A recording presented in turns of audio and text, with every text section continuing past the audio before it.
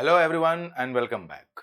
आज की इस कहानी में हम लोग सीखने वाले हैं एक चूहा और एक शेर के बारे में, जिसमें हमें ये सीखने को मिलेगा कि एक छोटा सा छोटा जीव भी यानी कि जो सबसे कम उपयोगी चीज दिखने वाली अगर कोई चीज है तो वो भी हमारे लिए बहुत हेल्पफुल हो सकती है। तो ये कहानी तो आप लोगों ने सुनी ही होगी कि एक शेर था जो कि सो रहा था। अचानक से एक चूहा जाता है और उसके पैरों पे से होकर गुजर जाता है। शेर की नींद खुल जाती है और शेर उसे अपने पंजों में पकड़ लेता है। पंजे को अंग्रेजी में कहते हैं पॉ। फिर चूहा क्या करेगा? जैसा सभी करते हैं, अपनी जान को बचाने के लिए बोलता है कि हे शेर महाराज, प्लीज प्लीज मुझे छोड़ दीजिए, मैं आपके काम आ सकता हूं। अब ये जब बात सुनता है शेर, है इतना फुद्दू सा आदमी मेरे काम आएगा? वो मुस्कुराया, लेकिन खाता नहीं है उसको, छोड़ देता है। ठीक है, तुम जाओ। एक बार क्या होता है कि कोई शिकारी आता है और शिकारी के जाल में, शिकारी को अंग्रेजी में हंटर कहते हैं, जाल को अंग्रेजी में नेट कहते हैं, वो शेर फंस जाता है। अब शेर दहाड़ने लगता है। दहाड़ना को इंग्लिश में कहेंगे रॉर, ROAR। अब उसकी दहाड़ जब चूहा सुनता है तो दौड़ के जाता है और उस नेट को, वो जो जाल था, उसको काट देता है और शेर को आजाद कर देता है। अब बाद में कहता है कि देखा, मैंने बोला था ना कि मैं एक दिन मदद करूंगा और तुम मेरे ऊपर हंस रहे थे, इसलिए हंसा मत करो। कभी किसी को छोटा समझने की कोशिश मत किया करो। शेर मुस्कुराता है और ये समझता है कि छोटी सी छोटी चीज भी कभी आपके लिए एक बहुत बड़ी मदद साबित हो सकती है। तो आइए इस कहानी को अब हम लोग इंग्लिश में समझते हैं, वन बाय वन। अब इसमें क्या दिया गया है कि the lion and the mouse, यानी कि एक शेर है और एक चूहा है। ये हमारी स्टोरी है। स्टोरी बहुत बड़ी नहीं है। ये स्टोरी को पढ़ने के बाद आपको बोलने की भी प्रैक्टिस करनी है। कम से कम 10 से 15 बार आप इसे बोलिए। इसको इतना बोलिए कि इसके कुछ वर्ड्स याद हो जाएं, क्योंकि जब तक आपको वर्ड्स याद नहीं होंगे, अगर आप लर्नर हैं और मैं उन्हीं के लिए क्लास बना भी रहा हूं जो लर्नर हैं, तो आपको बोलना पड़ेगा। बिना बोले आने वाला नहीं है। सिर्फ 30 लेक्चर ऐसा कर लीजिए, आपको काफी फायदा मिलेगा इससे। ठीक है, तो ये रही हमारी स्टोरी। लेकिन पहले हम इसके डिफिकल्ट वर्ड्स को देखेंगे। जैसे कि पॉ मैंने बताया ही था, पंजा, या ये वर्ड याद होना चाहिए। प्लीड होता है, प्लीड, PLEAD, ये होता है फर्स्ट फॉर्म। ईडी लग जाने से सेकेंड फॉर्म। इसका मतलब होता है विनती करना या किसी से प्रार्थना करना। इसे हम ग्नॉ नहीं पढ़ते हैं, इसे हम पढ़ते हैं नौ। ये जी साइलेंट होता है, इसे भी इतना ही पढ़ेंगे, नौ। इसका मतलब होता है कुतर देना, मतलब किसी चीज को बाइट करना, काट देना। बाइट करते हैं ना, दांत काट लेना किसी को, बाइट। वैसे बाइट जो काटना होता है, इसका सेकेंड फॉर्म होता है बिट और थर्ड फॉर्म होता है बिटेन। ये फॉर्म्स भी याद रखे रहिएगा, आप लोग काम आएगा। रोप होता है रस्सी, रोप्स का मतलब रस्सियां। हंटर शिकारी, नेट का मतलब क्या हो गया? जाल हो गया। एक वर्ड इसमें आएगा जो कि पहले भी आया था, वो वर्ड है आपका रियलाइज।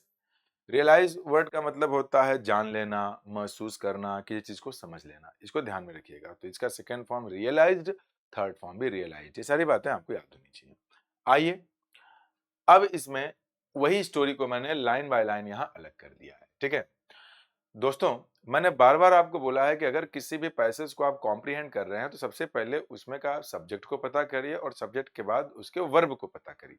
सब्जेक्ट और वर्ब को पता कर लेने से हमारा काफी काम आसान हो जाता है। चूंकि ये हमारी सिक्स्थ स्टोरी है, तो इसे मैं ग्रामर के थोड़े पॉइंट्स को थोड़ा रिवाइज कराना चाहूंगा आपको कि सबसे पहले पता करिए सब्जेक्ट और फिर पता करिए उसका वर्ब। ठीक है, किसी भी सेंटेंस में अगर बी की फॉर्म नहीं है, मान लेते हैं कि किसी सेंटेंस में सब्जेक्ट है और बी की कोई फॉर्म आ गई और इसके बाद थर्ड फॉर्म आ गया। अब ये बी की कोई भी फॉर्म हो सकती है, ध्यान दीजिएगा, ये बी की कोई भी फॉर्म हो सकती है। वो चाहे इज हो, एम हो, आर हो, वॉज हो, वर हो, या खुद बी ही हो, या बीन हो, या बीइंग हो। बीइंग, इनमें से किसी के बाद भी अगर वर्ब की आप थर्ड फॉर्म यूज करते हैं तो इसको हम लोग कहते हैं पैसिव। इसीलिए बार बार बोलता हूं पहचानने को, कि जब पहचानेंगे ना। अच्छा, पैसिव का मतलब ये होता है कि ये जो सब्जेक्ट है ना, उसने इस काम को नहीं किया है। मैं ये मान के पढ़ा रहा हूं कि इसके पहले के 5 वीडियोज आप लोगों ने देख लिया है, पूरा स्टेप बाय स्टेप देखते हुए आइए। तो ये जो सब्जेक्ट है, ये डूअर नहीं होता है, ये रिसीवर होता है। ये तीसरी बार इन 6 लेक्चर्स में से बता रहा हूँ, सिक्स में रिसीवर है। रिसीवर का मतलब ये इस काम को नहीं करेगा, बल्कि काम इसके ऊपर किया गया है। तो अगर किसी भी सेंटेंस में बी, बी मतलब इजेमार, ये सारे वर्ब्स, इनके बाद अगर थर्ड फॉर्म है तो इसका मतलब है कि पैसिव है। पैसिव का मतलब है कि इसने इस काम को नहीं किया, बल्कि इस काम को इसके ऊपर किया गया है। एक्शन यूज हुआ है, अगर बी की फॉर्म नहीं आई है, वर्ब आया है, चाहे जो फॉर्म आई हो, तो वहां पे ये सब्जेक्ट खुद ही डूअर होता है। जैसे एक दो एग्जांपल समझते हैं। मान लीजिए मैंने एक एग्जांपल लिखा हिंदी में, मैंने एक सेब खाया। खाया है तो पास्ट इंडेफिनिट है, तो मैंने के लिए आए, खाया के लिए ईट का सेकेंड फॉर्म होता है एट। अगर आपको फॉर्म्स नहीं याद हो तो मैं लिख देता हूं, ईट, एट, इटन। आप में से हो सकता है कुछ बच्चों को ये मीनिंग पता हो, लग रहा हो कि क्या बेसिक चल रहा है, तो अगर ऐसा लग रहा है तो फिर ये क्लास आपके लिए नहीं है। ये उनके लिए है जिनको इंग्लिश से डर लगता है। ये छोटी छोटी बातें आपको सीखनी है। तो सेकेंड फॉर्म लगाया, पास्ट है, क्या खाया, एक सेब खाया, तो एक के लिए अ लगा दिया, सेब के लिए एप्पल लगा दिया, ठीक है ना। अब आप देखेंगे यहाँ पे कि सब्जेक्ट है और ये वर्ब है। क्या ये वाला वर्ब इस वाले स्ट्रक्चर पे है, तो आंसर है नहीं, क्योंकि इसमें इज, एम, आर, वाज, वर तो कोई फॉर्म आया ही ना, तो ये एक्टिव वॉइस है। तो एक्टिव वॉइस का मतलब है कि इसी सब्जेक्ट ने इस काम को किया है कि मैंने जो है कि एक सेब खाया, मैंने खुद खाया। अब मैं चाहता हूं कि इसका पैसिव बनाऊं, तो इसका क्या मतलब है, एक सेब खाया गया मेरे द्वारा, या फिर डायरेक्ट लिख देता हूं ऐसे, मेरे द्वारा एक सेब खाया गया। अब होता क्या है कि अगर आम भाषा में इसको बनाना है तो मेरे द्वारा के लिए आप लगा दीजिए बाई मी, ठीक है। एक हो गया अ, सेब हो गया एप्पल, है ना। खाने के लिए क्या हो गया, अब खाया के लिए लगा दिया, पास्ट में चला गया ना। पैसिव वॉइस के लिए हम क्या लगाते हैं, बी प्लस थर्ड फॉर्म, तो यहाँ पे पास्ट की बात हो रही है तो वॉज, और ईट का थर्ड फॉर्म क्या होता है, इटेन। लेकिन हमें पता है, एन एप्पल है ये, सॉरी एन एप्पल है। हमें पता है कि किसी भी सेंटेंस की जो शुरुआत होती है वो होती है आपके सब्जेक्ट से। तो सब्जेक्ट तो ये है, तो हमने लगा दिया यहाँ पे an apple.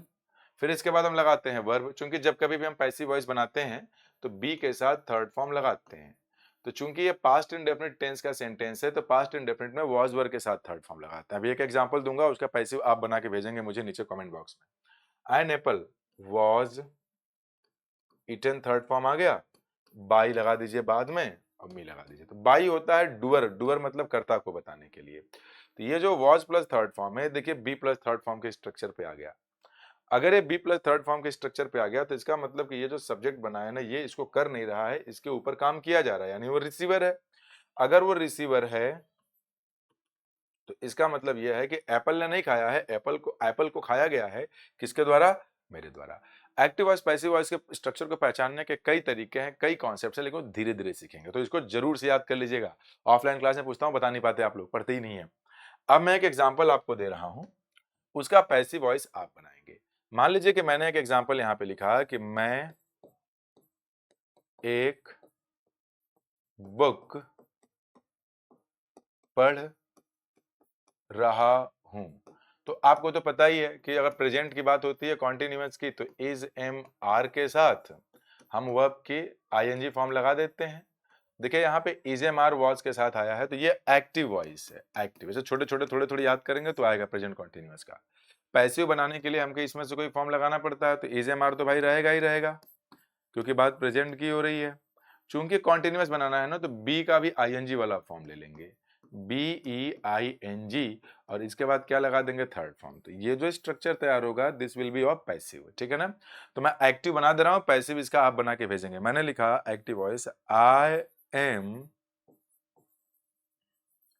Reading a book.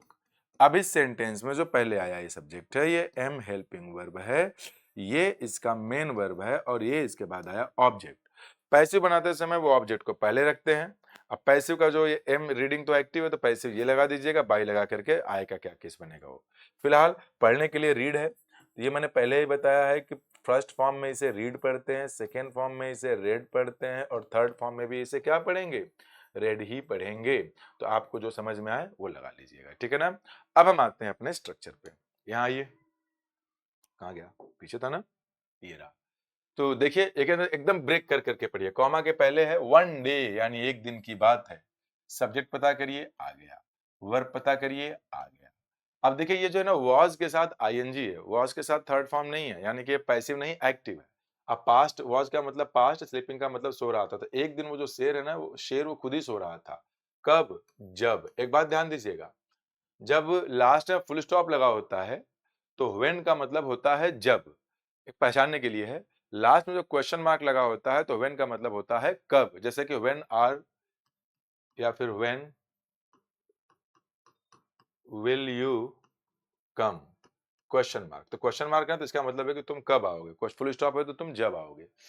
तो जब a tiny mouse, tiny word पहले भी आ चुका है, टाइनी का मतलब होता है स्मॉल, एक छोटा चूहा रैन अक्रॉस, चढ़ के गुजर गया, कहां से, हिज पॉ, ये हिज है किसके लिए, लायन के लिए, पॉ मतलब होता है पंजा, उसके पंजे से होके गुजरा।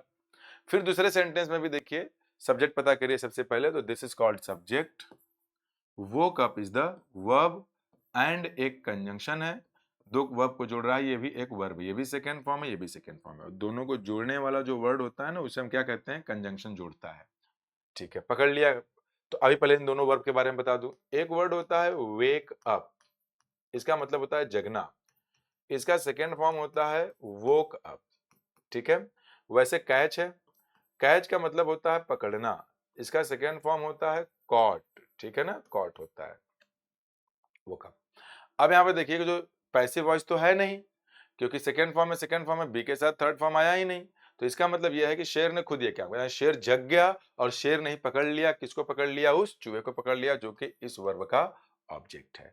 आइए आगे आते हैं, इसे कंप्लीट करते हैं। फिर क्या है, सबसे पहले वर्ब पता करिए, सब्जेक्ट पता करिए। तो ये जो है ना, प्लीज, ये रिक्वेस्ट के लिए है, डोंट ईट मी, प्लीज मुझे मत खाओ। आइए मैं एक बात समझाता हूँ, इसमें सब्जेक्ट शुरू में नहीं दिख रहा है। एक्चुअल में कई सेंटेंसेस ऐसे होते हैं जिसमें हम ऑर्डर बोल देते हैं, कई सेंटेंसेस ऐसे होते हैं जिनमें हम लोग रिक्वेस्ट करते हैं, कई सेंटेंसेस ऐसे होते हैं जिसमें हम लोग एडवाइस करते हैं। अभी धीरे धीरे सारी बातें याद रखनी है। इस तरह के नेचर के जो सेंटेंसेस होते हैं, ग्रामर में उनका नाम होता है इंपरेटिव सेंटेंसेस। ठीक है ना, इंपरेटिव सेंटेंसेस का मतलब ये होता है कि उसमें ऑर्डर की बात होगी, रिक्वेस्ट की बात होगी, एडवाइस की बात होगी। अच्छा, ऑर्डर, रिक्वेस्ट, एडवाइस की एक खासियत है, इसकी खासियत ये है ना कि वर्ब से शुरू होते हैं। जैसे कि मैंने लिख दिया open the door, open the door, दरवाजा खोलो, देखिए डायरेक्ट वर्ब आया है और ये इसका ऑब्जेक्ट है।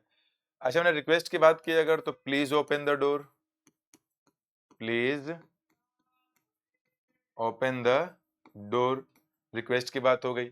अच्छा, एडवाइस की बात अगर कर दिया तो मैंने लिख दिया love your country, love your country. आपको जो लिखने लायक रहे उसको नोटबुक में लिख लीजिएगा, बेसिक्स बहुत हेल्प करेंगे। तो आप देख रहे हैं कि इनमें किसी में भी ना कहीं सब्जेक्ट नहीं दिया हुआ है, खाली वर्ब है। तो जो ऐसे ऑर्डर, रिक्वेस्ट, एडवाइस वाले सेंटेंसेस होते हैं उनका सब्जेक्ट यू माना जाता है, वो अंडरस्टूड होता है। ओपन द डोर तो खोलेगा कौन, जो सुनेगा। प्लीज हेल्प मी तो किसे करेंगे, जो सुनेगा। लव योर कंट्री किससे बोलेंगे, जिसको बोल रहे हो, जो सुनेगा। तो लिसनर हमेशा यू होता है, तो अंडरस्टूड है। यानी यहाँ बोला प्लीज डोंट ईट मी, तो ये किसको बोला होगा, शेर को, प्लीज प्लीज मुझे मत खाओ। द माउस प्लीडेड, माउस ने ये विनती की, प्लीज आई प्लीडेड यू, ये पास्ट है, पैसिव नहीं है, देख रहे हैं आप, तो सब्जेक्ट ने काम किया। फिर मैंने बताया था पहले भी कि जब इन्वर्टेड कॉमास में आप कोई चीज लिखेंगे तो इन्वर्टेड कॉमास वाली चीज बिल्कुल वो वैसी ही है जैसा कि स्पीकर ने कहा है, वक्ता ने कहा है। क्या लिखा है कि एक दिन आई माइट हेल्प यू, आई है, फिर ये वर्ब है, और ये यू उसका ऑब्जेक्ट है। I might help you, B plus third form नहीं है, यानी कि मैं खुद करूंगा, एक दिन मैं तुम्हारी मदद कर सकता हूं। अब आइए दूसरे सेंटेंस में, सब्जेक्ट पता कर लीजिए, वर्ब पता कर लीजिए। अब देखिए बी प्लस थर्ड फॉर्म तो आया नहीं, बी प्लस बी मतलब is am are was were, be been के साथ कोई फॉर्म तो आया नहीं यहाँ पे। अब अगर ऐसा नहीं है तो यानी एक्टिव वॉइस है, एक्टिव वॉइस तो यही सब्जेक्ट इसका डुअल है, यानी शेर, जो जो वहां पे शेर है वो हंसा, लेकिन लेट हिम गो, लेकिन वो उसको जाने दिया। ये जो लेट वर्ड होता है ना, लेट, इसका मतलब होता है टू अलाउ, किसी को कोई चीज अलाउ करना, लेकिन उसको कहा ठीक है जाओ, छोड़ा तुमको, तुम भी क्या याद रखोगे।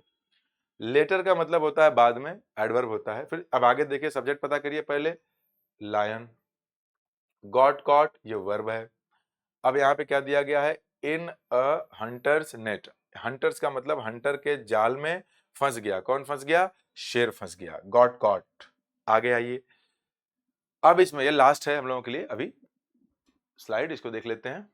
सबसे पहले पता करिए कि सेंटेंस में सब्जेक्ट कहाँ है, तो this is the subject, the little mouse subject हो गया, हर्ड वर्ब आ गया। अब देखिए ये भी पैसिव वॉइस नहीं है, क्योंकि पैसिव वॉइस होता तो बी की कोई ना कोई फॉर्म आती है, और थर्ड फॉर्म आता है is am are was were, be be be been being, I being, फिर थर्ड फॉर्म, ऐसा तो है नहीं। यानी जो माउस है, छोटा चूहा, उसको आवाज सुनाई दी, किसकी आवाज सुनाई दी, शेर के दहाड़ने की आवाज सुनाई दी, और बहुत तेजी से नॉड है, मतलब कतर दिया, quickly not through the ropes, रस्सियों को काटते हुए निकल गया, बाइट होता है, वो गुनाह मत पढ़िएगा उसको। Setting him free, set somebody free का मतलब होता है सेट समबडी फ्री, ये एक फ्रेज है, इसको याद रखना, set somebody free. Set somebody free का मतलब ये निकलता है कि किसी को आजाद कर देना, और चूहे ने शेर को आजाद कर दिया। अब देखिए दूसरा, द माउस सब्जेक्ट, ये है इसका वर्ब। चूहे ने कहा, क्या कहा, आए, सब्जेक्ट वॉज, वर्ब, और ये है एडजेक्टिव। मैं सही था, मैंने कहा था ना मैं तुम्हारी मदद कर सकता हूं। फिर अगले सेंटेंस में the lion subject, smiled verb, smile का मतलब होता है मुस्कुराना, लाफ का मतलब होता है हंसना, हे लाफ हो गया है ना। और ऐसे करके हल्का सा करना, is called smile. Past indefinite है, शेर जो है मुस्कुराया, रियलाइजिंग, और मान गया दैट की, इवन यहां तक कि द स्मॉलेस्ट फ्रेंड, जो सबसे छोटा दोस्त होता है, कैन बी, वो हो सकता है, अ बिग हेल्प, एक बहुत बड़ी मदद। ठीक है ना। देखिए तो ये रही हमारी स्टोरी, ये स्टोरी भी पढ़ लीजिएगा। जो क्वेश्चन मैंने पैसिव वॉइस पूछा है उसका आंसर नीचे कमेंट बॉक्स में जरूर दीजिएगा। वीडियो को लाइक कर लीजिए, दोस्तों के साथ शेयर जरूर करिए, और अगली क्लास का फिर वेट करिए। Thank you very much, bye bye.